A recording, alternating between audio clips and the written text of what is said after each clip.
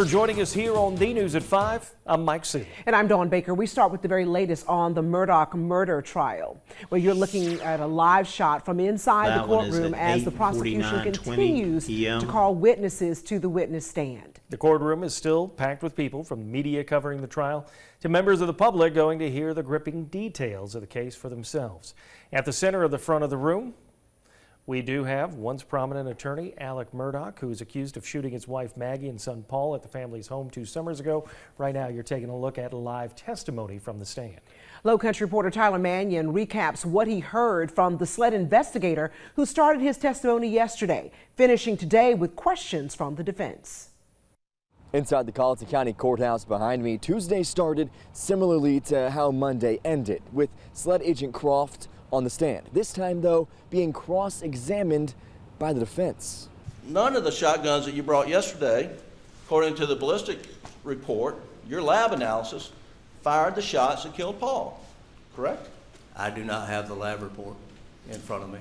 Murdaugh's attorneys had the witness go back through the guns presented yesterday and then continued to try and poke holes in the state's arguments. A main point, replaying a short piece of the SLED interview with Alec. It was just so bad. I did it so bad. The witness was asked what he heard Alec say in that moment, confirming he heard Murdaugh say, "I did him so bad," referring to his son Paul. The defense replayed it again at 1/3 the speed and asked again if the witness heard "I did him so bad" or "they did him so bad." It's just so bad. I did it so bad. Croft replied he still heard "I." From there, the state asked Croft more questions. They first had Agent Croft talk about why so many guns were collected from the house and shown in court. We were trying to gather as much evidence that could be tested as potential weapons for the scene to be able to include or to exclude Mr. Alex or these weapons from being the person responsible for the murders.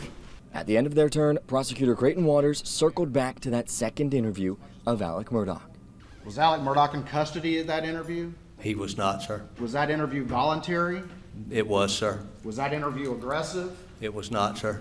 Was his lawyer present? His attorney was present, sir. And he's a lawyer too, or Yes. was a lawyer? Yes, sir. Agent Croft was just one of 4 witnesses called during the morning session by the state, and the next 3 all testified to cellular data specifics, most of them being excused about as quickly as they were called to the stand. We'll have more details from the rest of the day in court coming up on The News at 6. But for now, reporting from the Colleton County Courthouse, Tyler Mannion, WTOC News.